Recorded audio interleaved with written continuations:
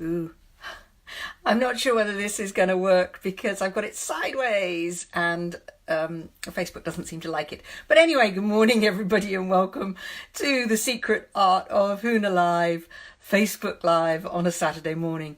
Bit late this morning for two reasons. One is I lost track of time while I was doing my last minute Christmas chores, and the other is I had the washing machine on and it went into spin mode. Now I could have lied and I could have said it was all about technology, but actually nothing to do with the technology. I just lost track of time, as sometimes happens.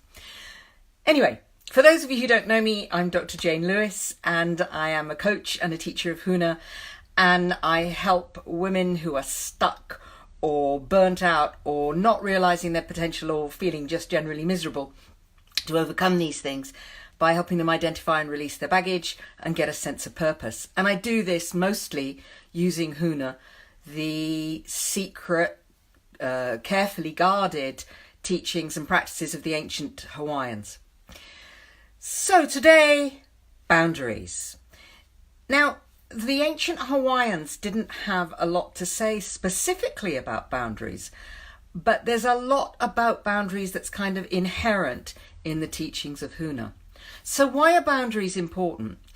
Well, many of us, particularly women, we're brought up, or if you're my age at least, you're brought up very much, there was a little bit of a seen and not heard, and girls, well, when I was growing up, we were at the boundary of girls staying at home, getting married and having kids, and girls going out and going to work and getting jobs and getting a proper education, getting the higher education and so forth. But girls weren't really supposed to express their needs. They were supposed to take on the needs of other people. And I think that's why feminism was so powerful, because it allowed us to start to express our needs and to ask to have our needs met. So boundaries are really important in terms of stepping up and saying, this is what I need and this is how you can meet it. Boundaries are important as well because nobody wants to be a doormat. It's not comfortable being a doormat. It's certainly not a great model for your kids if you're a doormat. Doormat, not a good place. But the problem is that if you don't enforce your boundaries, you definitely become a doormat. If you're in a difficult relationship, expressing your boundaries and asserting your boundaries and doing what needs to be done to assert your boundaries, really, really important. So boundaries are important on so many levels. So what about them then? From where I sit, a boundary really, the first thing with a boundary is to understand where your boundaries are, to clarify yourself what your boundaries are in life. What do you absolutely need? How do you need your loved ones to be with you? How do you need to be with them? Understand that.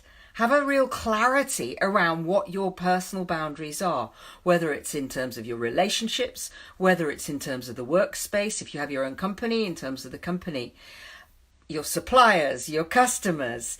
Be really clear about what your personal boundaries are, because the more clarity you've got about your boundaries, the easier it is to defend them. One of the problems when we don't defend our boundaries is that we end up in a kind of somewhere between martyr and victim. We're a martyr because, well, people do this stuff to me. Nobody listens to me. Nobody takes my needs into account. Nobody takes my feelings into account. And we can become quite whiny sometimes. So if you want to avoid stepping into that martyrdom or that victim mode, then boundaries and holding your boundaries are really important. In the work I do with the organisation called One of Many, which is all about empowering women to become leaders and to step out of being stressed, we talk a lot about the martyr and the victim, and we talk a lot about superwoman. And we talk about the hearth and the realm and the distinction between from the space of, if you like, the mother, the hearth, who are the people close to you, who are the people who you really would sacrifice for, and then your realm, which is more a queenly space, it's your kingdom. So you may not sacrifice for everybody in your realm. You may not totally put yourself out for everybody who is in your realm, whereas you will for those in your hearth.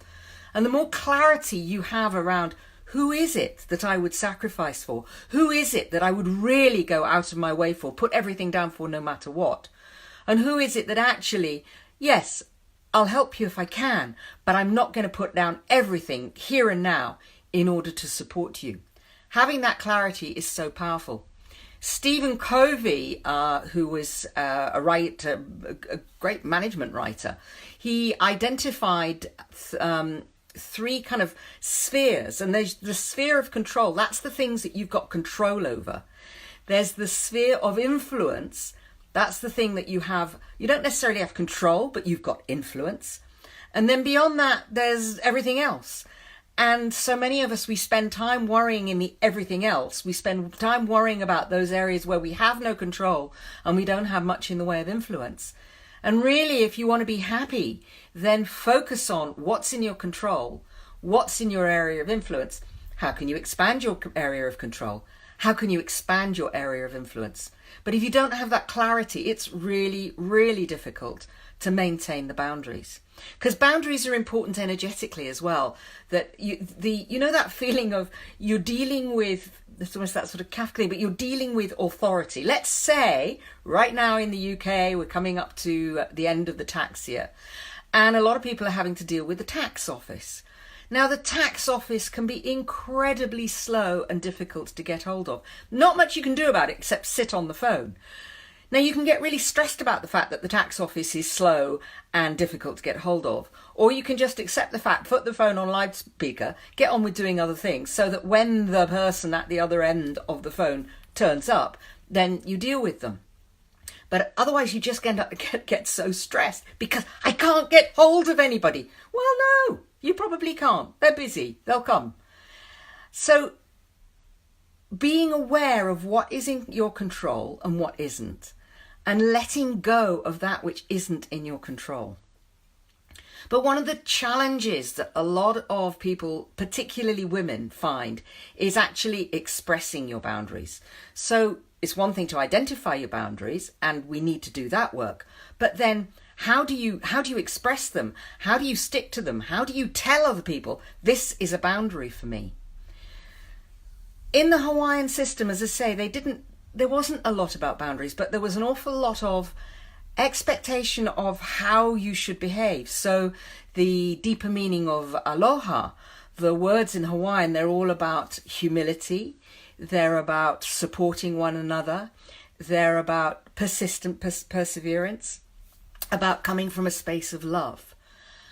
When you come from a space of love, it's much easier to actually express your boundaries. When you say lovingly to somebody, I know I've always done that for you, but it doesn't work for me anymore. Things are going to have to change. When you do that from a space of just love and acceptance and a sense that this is the right thing to be doing or saying, it's so much easier for the other person to accept.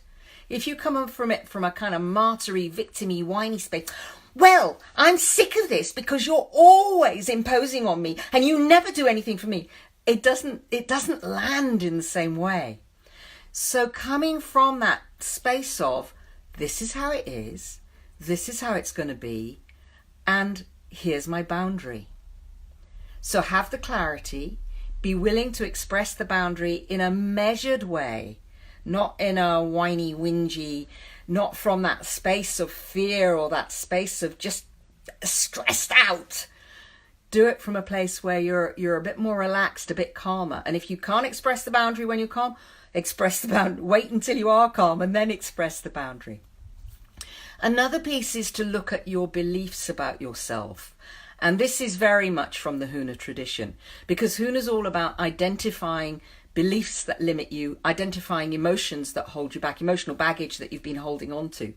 So identify beliefs that might stop you expressing your boundaries.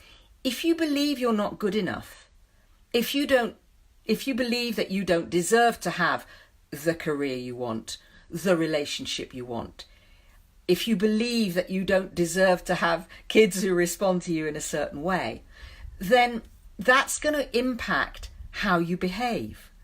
So identify the beliefs that stop you being able to express the boundaries, the beliefs that stop you being able to believe that you have the right to have boundaries in place.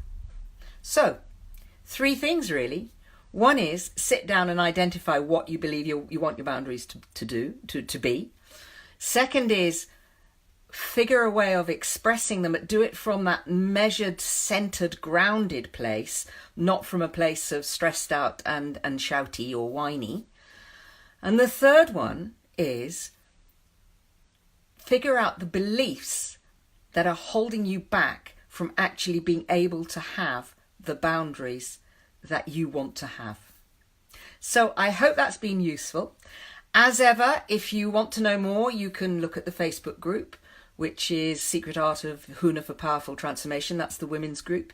I have various things on the page. I've now got a Pioneers group, which is also for women, which is you can find about from the page. And if you want to jump on a call and see how I can help you.